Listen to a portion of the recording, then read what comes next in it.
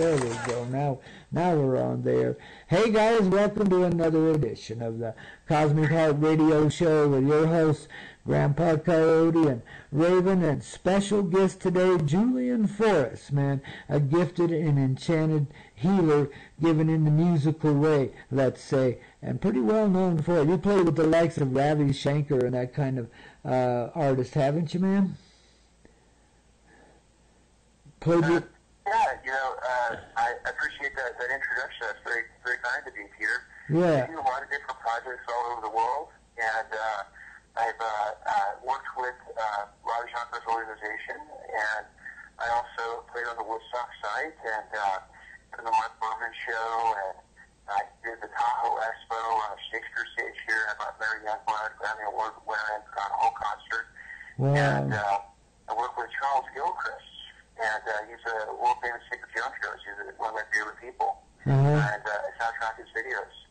So there's a lot of stuff going on. Wow, I'd say, man, you're a busy guy, man. I sure love your music. It really does have a pretty profound effect upon you. And it's funny how all of these elements come to us from all over the place. Different people have different energies and gifts to share, but they wind up being like coding, undoing of the codes that have held us back forever, and so it's like one element adds this part of it, and one element adds that part. It's like a whole secret organization in the background, working through all these different people and energies to bring together little pieces of energy that ultimately bring the person back to being a whole being and a whole presence, instead of giving... That's a great way to look at it. Yeah, it's pretty amazing how that works, Well, I've been seeing this since there was rock and roll, man, since they invented that stuff. I was a kid when rock and roll was invented, by the way. But, yeah, that's how long I've been... Speeding up, Oh God, yeah. It's so fast. That's why I get kind of buried sometimes like that, in technology, because there's just so little time to do things and so much to do. You know what I mean? So you just take it a step at a time and flow with it. But wow, sometimes you don't get to things to the last minute. It's kind of funny how that goes. It's been. Yeah, completely, Peter. One of the things that I oftentimes end up in conversations with people about is the beauty of the idea that because of Google and YouTube and all these various different things, that our cell phones, our ability to travel across the planet, our communication on a global scale is sped up in an astronomical way, really, if you really look at it as far as the information that's available. So this is a perfect time in history for us to take a look at, say, for example, the Alexandrian Library in Egypt, and think about what was done there and how knowledge from all over the world was culled and stored in that library, and it's destroyed 3 times. But now we have the opportunity to create a renaissance on the planet on a global scale, and that network, like you're talking about, of everyone kind of putting their part in and so on and so forth, to be accelerated even a lot more than it is by just being kind of conscious of what the opportunity is. And so harmonics, Pythagoras, Kabbalah, sacred geometry, all those kinds of ways of thinking are more accessible to people who are interested than they ever were before. And those are the core bits of what creates renaissances, is the kind of knowledge where people are thinking about harmony, and they're thinking about the structure of the universe and how things tie in together. And so it's a really magical time.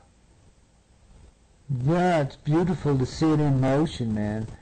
It's just rocking. Are you still there? Yeah, it's just rocking down, man. It's like, and to see this kind of spreading out into humanity. People like the plumber down the street and the ditch digger over that way, and that's so forth. I mean, this common folk are way ahead of the game now, man. It's pretty amazing, I mean, not everybody, but boy, a lot of people been catching on, man. I tell you. Especially the last 3-4 years, the last, oh heck, even 90 days, I'll bet there's a whole bunch of new people on board already, Yeah, I agree. It's not only accelerating, but what's also happening is I'm definitely seeing that there's a huge effect with yoga spreading. and the people are much more open to meditation and holistic ideas, and people are trying to eat more healthy, and so on and so forth. And so my part of the whole thing is that I have a background as a rare book hunter, and I really took it seriously and really delved into the studies and figured out a lot of things. But just intense efforts, I was just driven to do it. And the way that it really happened is it started from above. Is I had experiences where I heard the celestial music. Yeah. Many times in my life. And I heard it and I was like, wow, this is so beyond me here on earth. How could I, even possibly try and bring some of this celestial music down to this earthly realm? So it set me on this path of studying music theory, studying classical technique, studying geometry, studying the world's religions and philosophies, and trying to tie it all together so that I could somehow duplicate some of that resonance of the higher planes. And, finally, at a certain point, I made a series of breakthroughs where I could get some of that resonance to come through my electric guitar, and it worked. And so that's kind of my path right now. But at the same time, I'm also a hard rock guitar player. I still love to play hard rock guitar. Oh, cool. And so forth. And I play classical guitar, and I play the sitar. But really, kind of my path right now is mostly around the celestial music. Wow, yeah, and it definitely does have that element to it, greatly so. I've noticed that it does, catch that flow. I know one time one of the angels, I heard them sing, and they were telling me, as magnificent as that is, that humans could do better. And I go, wow. Because that was pretty darn good right there, I'm telling you, man. That was pretty darn good. Like you say, it's different. Yeah. Crazy stuff, man, when you start dealing with life in those ways, man, but beautifully so. And it's amazing how many people are hooked in these days, it's a small cadre of souls at this moment in time, but it's a big cadre compared to what it was 20 minutes ago, It's exponentiating, man. So there'll be a lot. Peter, one of my favorite things is in 2010, I went and played on Yazer's Farm. It's the site of the original stock. Yeah, and, yeah. They had the gathering there. I'm sorry, what'd you say? No, I said, yeah, that Woodstock, you bet, yeah. Yazer's Farm, you betcha, yeah. Yeah, I went and played on Yazer's Farm, and it was this very soulful, intuitive, natural thing. I knew I had to go play at the festival before I even really realized what it was. So someone just offered me that they played some music on a radio show to come play this festival in the White Lake. It totally didn't register with me as the Woodstock side. I just knew immediately that I had to go. Wow. A month or two into planning to go to this thing, I found out that it was Yazer's Farm and it was the side of Woodstock. And I realized, wow, I had this intuition that was very powerful about this whole thing from the beginning. And I knew I had to go. There's no way around it. So I did my gear across the country, and I went and played there. And I found out with the original people that went to, 1969 Woodstock.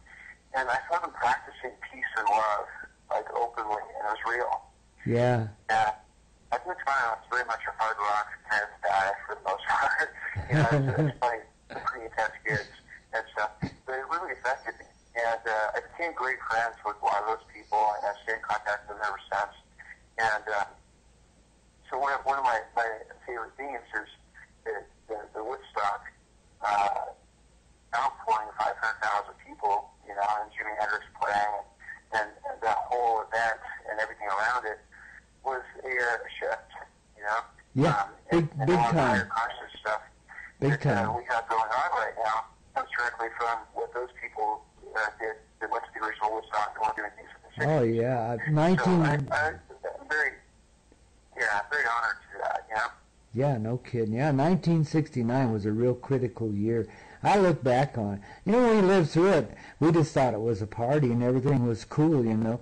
I don't think many of us really realized how huge the movement really was. I mean, wow, it was amazing, man. What it was going to do, right? Yeah, exactly. Yeah, just wow, you know. And what we set up back there, even though after a while it kind of fizzled down a bit, it's still been rumbling around, and now the whole darn thing come back to life, but in a real powerful and real way, not a bunch of silly hippies, you know, out smoking crack, man. You know, with this time, we get to be real and get to do it right and step into it, you know, right, like you're saying, right into that dynamic.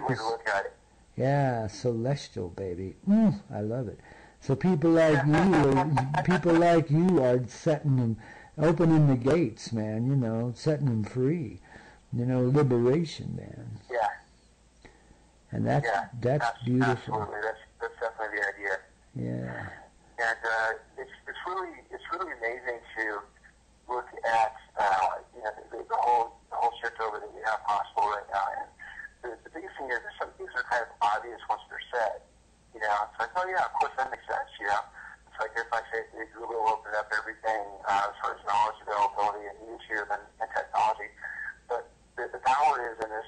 And I work on this on myself all the time. I stop myself early. It's like, wait a minute, what are you doing, man? You know, it's like, you know, you can do more. You know, like the angel said, like you're talking about. It's like, you know, we can actually build something magnificent with this access to knowledge and create a completely different global civilization that is you know, making it available. Not trying to get anyone to do anything, but making sacred geometry more available. You know, make yoga more available, make health and nutrition information more available.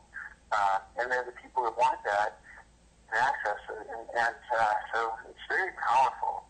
I try to remind myself of it often. And right now for me, things are completely accelerated. So I'll share just a little bit about some things that are going on. We've got a tour coming up. We're going to be going to Los Angeles Performance Conference. And probably stopping at a place called Halcyon along the way of this year, Pismo Beach, which is a Theosophical organization. And then I'm going to Phoenix, and then I'm setting up an entire concert there. I'm putting it all together. It's going to be a mini festival. Phoenix, awesome. And then the day after that, playing a Stargate in Sedona. So if any of you listeners are in any of those areas, look for the dates on my Twitter account, which is at Julian Forest 1. We're going to be updating what the exact dates and times are for that. And I'm also going to sign a record deal. And I've got a whole bunch of projects in the works. All kinds of things are happening. Well, that's beautiful, man. That's awesome. Yeah, it is. And I'll share my Facebook address if anyone wants to look me up. It may not already be on there. It's facebook.com/Julian.Forest.92. So I'll repeat that one time. It's facebook.com/Julian.Forest.92. Peter, tell me just a little something about yourself, man. I know this is an interview where I'm kind of being interviewed, but feel free to share something about you. Oh, hell, I'm just an old rock jock, man. Having the time of my life doing the Coyote medicine show before this show. I do that 5 days a week, 5 hours a day, and just rock the soul back into the reality, much in the same way that you are, just a little different flavor of it. We have a ball over there. So that's basically what I've been up to.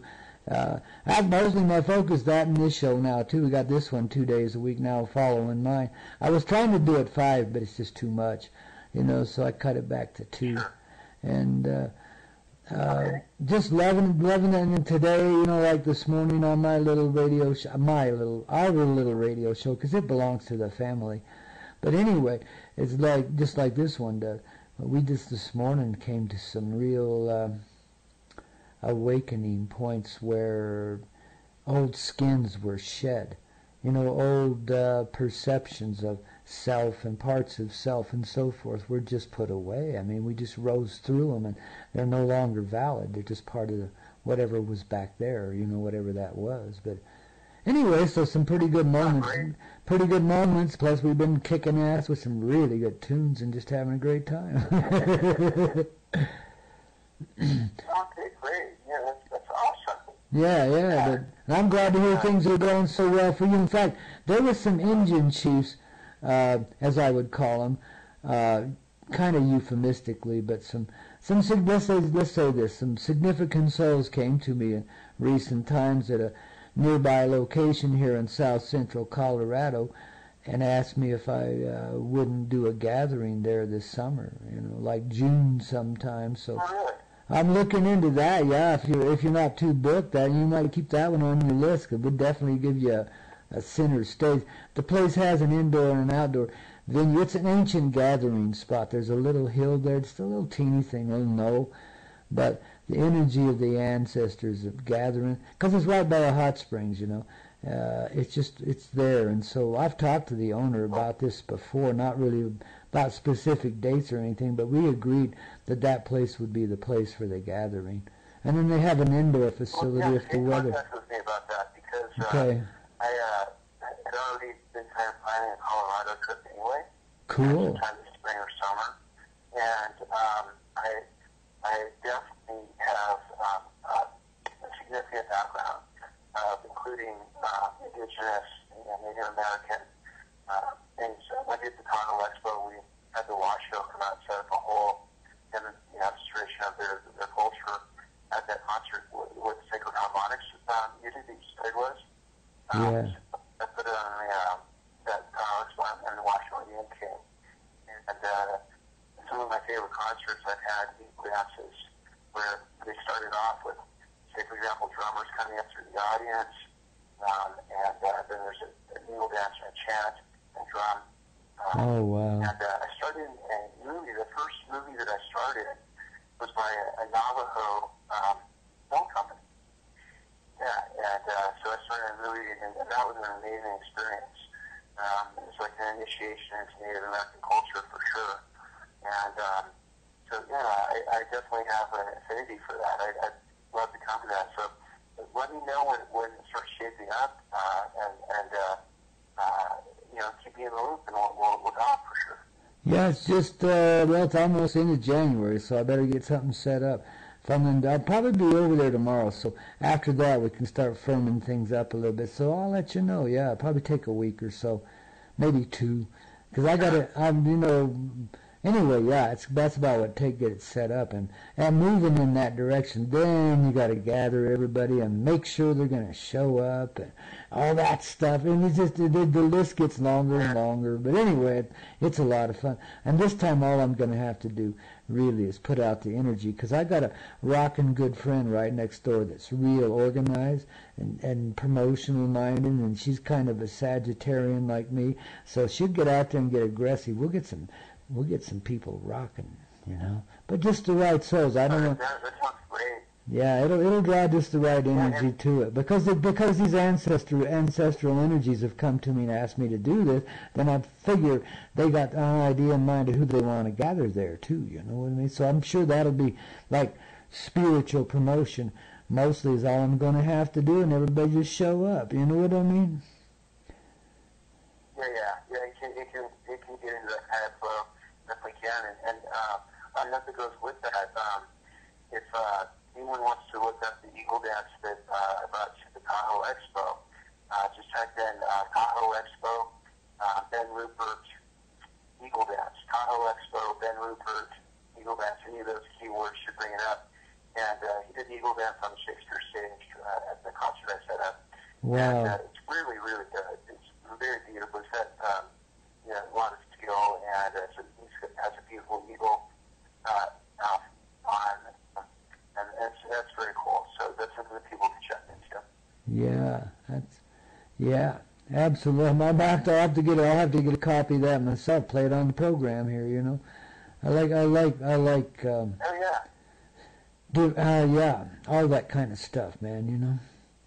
One of my favorites is old Robert Mirabelle. Do you know him? You ever run across him? What's the name again? Robert Mirabelle. He's like Indian flute, but he's also pretty rockin', you know. He's like from out in Lakota country, but he does like this. I got one of his called The Dance. I play every now and then here, and oh baby, it takes the native and the rock and puts it together, you know, and wow, it just blows my jets every time I play. I played it at the beginning of this show quite often because it's just so appropriate to the Raven. Oh, yeah? Yeah, the Raven and the Coyote dancing around. So yeah, if you got anything, someone will get it to me and I'll play with it. But yeah, Mirabelle is really good. He's one of the seasoned veterans of the rock industry, but a flute player, a native flute player. So he does right well. I'm telling you, he does. It's not the general flute by the ocean side or the creek side. It's rock and down side of it. You know what I mean? I really love it. You know, but he can do the soaring eagle and all that stuff too. Of course, he's a flute player, but you know, it's pretty rocking. That's why I like that one. I know what you mean. It's like when I listen to Mary Youngblood, you know. She's got the ability to transmit sacred tone. Yeah. You know, and so it's beyond and above. So she's playing the flute or it's big standards. Those resonances get transmitted through strings or flute or any instrument. And I like to call it the mystery of intent. You know, somehow intent of the soul gets transmitted through the instrument, and it's not something you can always like define like exactly how that could happen or whatever, but it does. Yeah. It's real. Yeah, happens all the time. And you talk to most of the old rockers who are still alive anyway. That most of those will admit that they're like vehicles like that. They're just vessels, you know. They just open up and the energy flows, man. You know, I've worked with a few rock bands in my time. I've never been, you know, quote, a musician myself, but I've sure done some work with them energetically and promotional-wise and stuff. And, man, I know how it is when you just get, well, even with some of the, just going to concerts and stuff, some of those main bands, boy, that energy gets flowing and the crowd gets going. Oh, that's awesome when that happens, man. I love it, you know. Just, Yeah, absolutely. Yeah, I mean, that's a yeah, divine moment. We should get you at Red Rocks sometime. You ever played Red Rocks? Oh my God, that place is gorgeous. And the energy is so high there. Yeah, it's like this natural sandstone gateway there near Denver, Colorado. And all the big stars play there sooner or later, all of them. You know, oops, I better plug that thing in. So hang on a sec here. I wasn't paying attention. And now I am, I'll tell you. Oh, baby, this rock. By the way, Peter, Yeah. I just sent you the Van Rupert Eagle Dash Expo Oh. on your Facebook page. Thank you, brother. Thank you. On That your message. awesome. That Yeah, rocks, then we can man. check it later. Yeah. Well, that just flat rocks. Thank you. So yeah, we'll make sure it gets on the show and gets a little airtime too. I mean, you know, I have to kind of edit for error, but I mean, if it's like, wow, yeah, I love it. But yeah, I mean, you know, beg pardon? Peter, what I was going to ask you is, what's because you know your audience, and you've done the show obviously several times. What are some questions that you think that the people who tend to listen to your show might like you to ask of me? All right, let me look and see if anybody's asking anything there.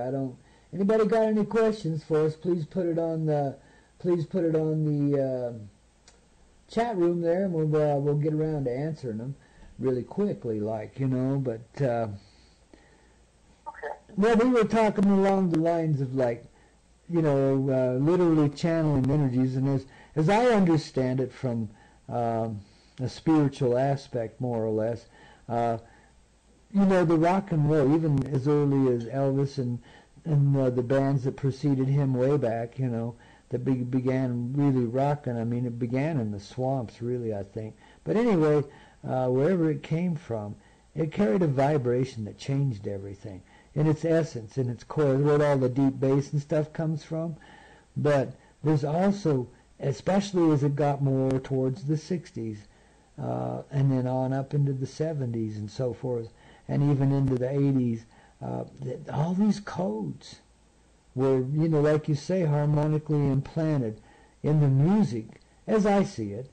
And secretly so. It's like it's this big old divine organization, and this tune would have that element, that tune would have that element, and the whole vibe of the tune would be like created to move people in a certain direction, And of course, the people that ran the industry tried to move it the other way, by planting subliminals and stuff sometimes in the music. But guess what? It just all backfired because the codes that were planted in that music, as I see it back in those days, are not only affected us greatly at that time and helped the revival spread then, but also now the same thing on a completely different level in a completely different way. That's why that music has never died. So I play a lot of it on my show, of course, but because I'm an old hippie, an old rocker, and I love it.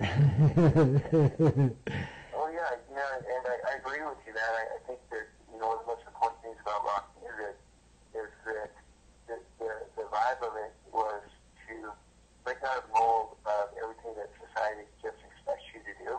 Yeah. And you go into a place of energy and an expression and enjoyment and have some fun, and expression. And leaving of just saying, okay, you gotta put on your suit and tie, or you gotta go to church every week, or you gotta pay your mortgage, you gotta do this, you gotta do that.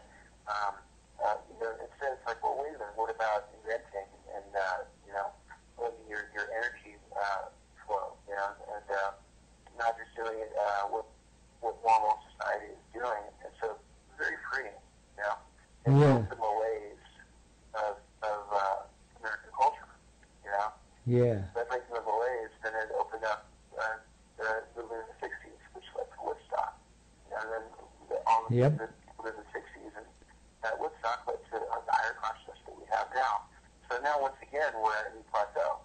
And once again, as I see it, we have the ability to, and that people are pursuing it, to create a Renaissance-like culture, a new one, but bigger than the Italian Renaissance, bigger than things that happened in the past. Oh, yeah. It's much easier. Information is so much more available. So that's what's kind of behind my music, is I figured out that, from my perspective, is there's certain kinds of harmonies and geometries and vibrations that can be transmitted spiritually through music that heighten people's vibe. And I don't do it to try and get someone's vibe to be heightened. I'm not trying to educate people. I'm doing exactly what I want to do. Yeah. What I notice is that the effect is that I'm doing what I want to do, and a lot of people feel like they were healed, or they were heightened, or they want to study these things from my performances or from a YouTube video or whatever. And that's a beautiful, beautiful thing, because I'm doing exactly what I want to do, Yeah. Awesome, man. It's just that's just rocking, as it should be, and like I say, I feel the magic in that music immediately, and it's just, I love it.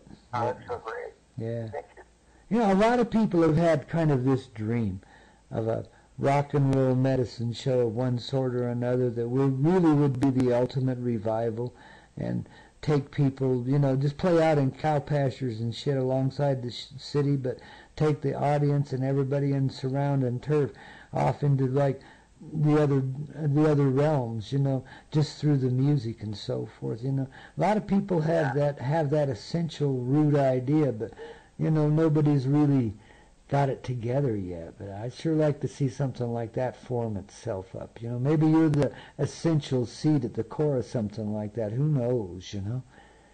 I just know it has to build itself. Keep expanding. Beg pardon? Yeah, it's amazing. I go to places like Sedona and play, or Los Angeles, and various different places, and I'm very careful not to look anyone out in the audience in the eye. In fact, I try not to look at the audience that much at all. But every once in a while when I do look, and I just kind of like make a sweep, and I don't really want to take a look, most of the time everyone's in a trance, and they tell me later that they had sacred visions, or they were healed, or they had a mystical already happening at my concerts. It's very gratifying to me that people are receiving a benefit. And a lot of it's just, once again, you're not trying to make an effect. I'm just doing what I do, But it's actually very profound that actually do happen. And so I think that's going to increase. I think that all the things that are happening right now and all the things that I've done in the last 6 or 7 years are starting to come to a culmination point. Yeah. And in the next several years, it's going to be something on a larger scale, I believe. Oh, absolutely. It already is planetary already. In some people's garden, it probably feels like it's sneaking up on them, but for most people, I think it's just coming in its whatever natural way it wants to come. But yeah, and the music's so significant, just like it was in my day, and still is, because this is my day too. But anyway, it's very significant. I mean, it's what really creates. It takes the energy of the people's heart and kind of compounds it and puts it in motion. Just kind of like, and that amplifies the people's energies. And so then things happen, and we got the stupid war over with, etc., and we got to experience things in our lives that our parents wouldn't dare approach. You know what I mean? They were so robotized in their day, and so militarized by it, It's like amazing regulation in their lives, which my generation come along says, screw that, man. We started playing free and fancy in the desert, partying down and challenging the limits and the limitations. We didn't want to get married and settle down and raise babies and all that kind of stuff. And even if we did, we stayed experimental about it, and we stayed, there were no limits. I mean, there weren't very many, let's put it that way, that would stand in our way. If we hadn't already gone there and decided we didn't want to go again, we'd always go there. It didn't matter what it was, we were pretty, essentially, and people were so in tune with one another back in those days. Generally speaking, I traveled a lot, So I would go from one end of the country to the other, and I would run into, sweethearted people that I could communicate with in a heartfelt way everywhere I went. And there was marijuana everywhere, you know what I mean? Still is, but it's not as blatant as it once was, It was a sharing thing back then. It wasn't about the money at all, because there wasn't that much in it. You could buy a 5-finger lid for $10, man, pot wasn't expensive. It was a commodity, I guess you'd call it. To me, it's always been a sacred herb. But it was a shared thing. That's what I mean when I say commodity. It was a shared thing, you never had to pay for it most places, really, But you'd buy a bag or two for yourself, because you got to keep everybody happy, How much younger than that are you? You're a product of the 70s, 80s? What's your general generation there? Well, for me, I have kind of a transcendental philosophy about the whole thing. I don't really identify with anything because my interests are just incredibly broad, because I've studied classical music really intensively, and I went through a phase when I was learning the electric guitar where I learned all of the greatest things that you could do, like whether it's Voodoo Child or Eruption or Crazy Train or whatever, David Gilmour. I realized in about a year and a half that I could play any guitar player I ever played. And then I went on and said, you know what, now it's time for me to become a composer. I listened to music all through the centuries. I studied philosophies all through the centuries. It could be the Sufis or Pythagoras or Egyptian priests, the rishis of India, and so on and so forth. So it takes everything combined, and also immersion in science and study science extensively. I feel very amorphous.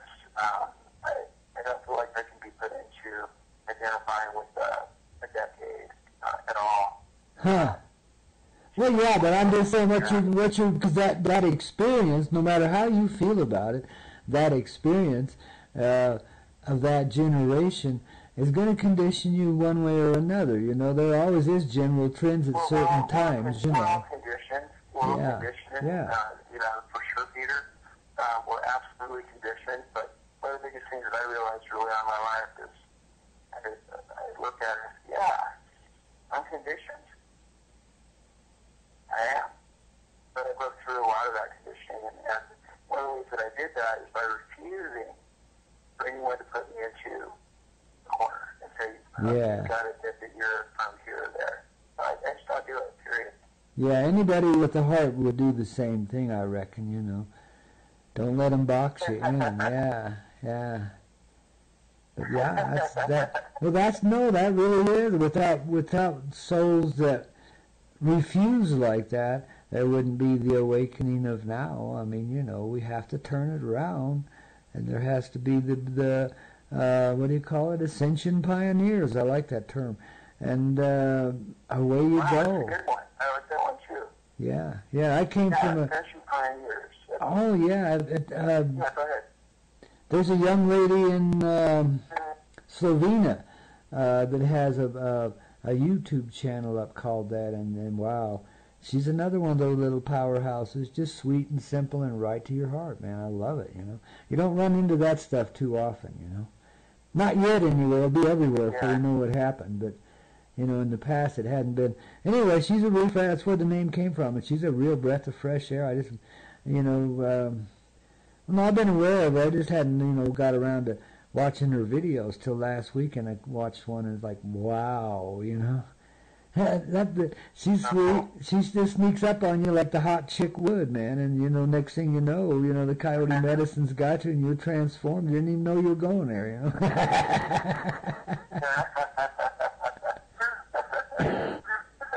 You're probably a radiant powerhouse.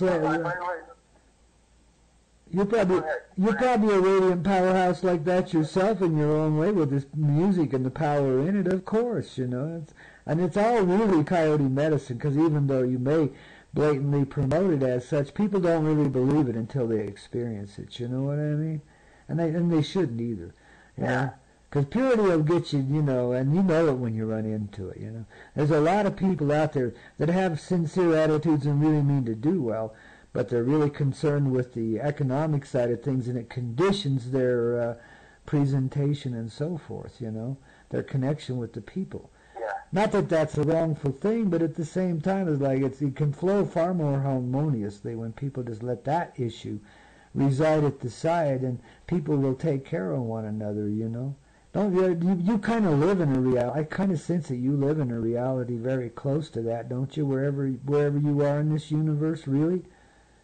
Aren't you living that way, kind of in this? Yeah, I've got kind of you're pretty close, Peter, because what's been happening for the last a couple of years is that we're on this magical travel adventure, and so and it's going to be in seminar in Los Angeles because a woman from Russia, a Russian opera singer, started sending me emails and calling me, and then she came to the United States to meet me, and she said, "The venue for me at Los Angeles," and I went there, and realized I liked her, and then next thing you know, we're traveling, going back 2 weeks later, and we're traveling for 5 weeks together. Wow. You know? And we're like going to 5-star hotels and being taken to Sacramento and all this kind of stuff. Next thing I know, I'm up at Stone Bear River Camps, and next thing after that, I flew over to the resident artists there, interviewing them, performing, we're filming, you know. Wow. And we're going to Los Angeles, and again, they're doing the shows, and then some Sedona, all those kinds of things. And everything just kind of like magically lines up, one new experience after the other. And that's what I've been doing for a while now, and it's tremendous because all kinds of things happen for me that you just can't plan. You know, you just can't like plan them out. Say, oh, you know, it's like you end up at Stone Bear River Camp, 160 acres to the river. You know, when you didn't know it existed when you started traveling, right? You know. Yeah. Yep, yeah, you live by the spiritual itinerary of the heart, kind of. Yeah, I like that, man. And see, that's a hippie thing, too. That's a good way to put it. Yeah. Yeah, that's it. Yeah, that's a great phrase all these words. It's risky. it's risky.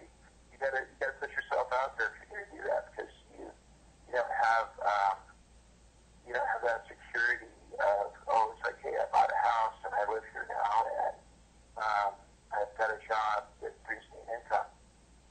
It's much more tricky and dynamic than that. But I wouldn't trade it for anything, you know. Oh yeah, me either.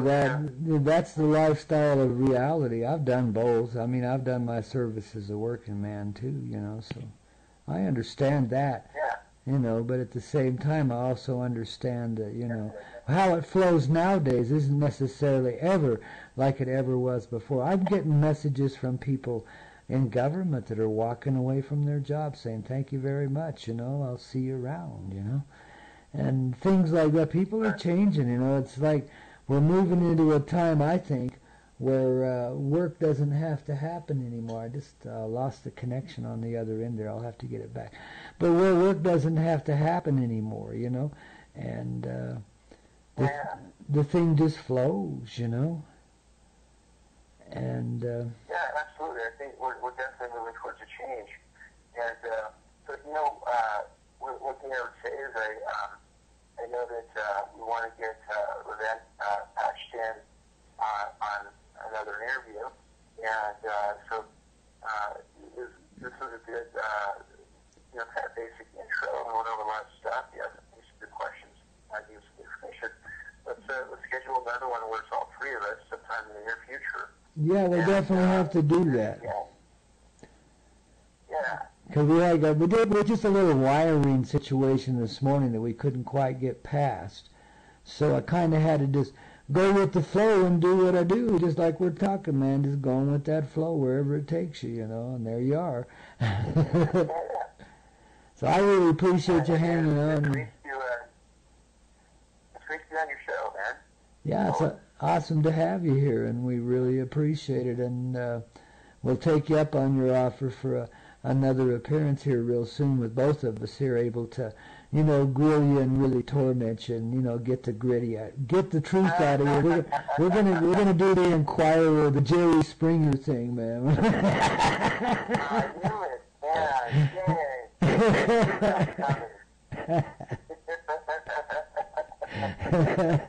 I'm in trouble next time. Bro, I'll tell you, man. Yeah, when you get the two of us playing, it's big party, man. You better watch out. I tell you, not everybody's ready for this, you know. Well, you know, I'll tell you what, Peter, one thing I'd say is that if you don't mind, when you get a second, it'd still be good to put this one on YouTube that we did today, because I will promote it, and okay. It's still a good thing, and then we'll do another one, and we'll figure it out. Alrighty, cool. That just rocks, man. So I really appreciate you being here, man. And I gotta take a little break here anyway. So let's and then we'll really big old hug, man. And thank you so much. And we'll get this technological stuff rewired and set up right again. You know, like I said, the old man has got a lot on his plate, but we'll get her done, and we'll have you back on here real soon. Cool. All right. Great to meet, great to talk to you, and blessings to you, my friend, and we'll talk again soon, okay? Okay, thanks, Joshua. Really appreciate it. You want to give your websites out one more time? Yeah, you know what, let me do that. It's facebook.com /Julian, Julian, .forest.92. And if you go there, that's one way they find me, but really, if you type in Julian Forrest guitarist or Julian Forrest Woodstock, Julian Forrest Sacred Geometry, hundreds and hundreds of things will come up. They're really easy to find on both YouTube and Google by Julian Forrest. But if you wanted to go specifically my Facebook, that's how you do that. And let me know when you get it up on YouTube, and I'll post it immediately, okay? Okay, will do. And then Hey, blessings to you, man. all right, yeah, big time, baby, and appreciate it, and we'll be talking at you real soon here, okay? Okay, sounds good, Peter. Take care, brother. You too, man. Love you. Thanks so much. And guys, we appreciate you tuning in this morning, and we'll have Ravenne back on here real soon. Just hang on, and we get everything a rocking. Here, let's let America take us for a little journey here right now, right here on the Cosmic Heart Radio Show, only on the Hazy Radio Network. Joshua Forrest, a very gifted musician, whose music I'll put right back up here, Julian, Julian, and I'll put his music right back up behind America here, okay? So, babies, you can get ready for it. Let America drift you off into that casual place of being, and then we'll give you some more celestial visions. How about that? So, Julian, just rock your heart away, okay? Hang on, babies. Here we go. Take off and fly, okay?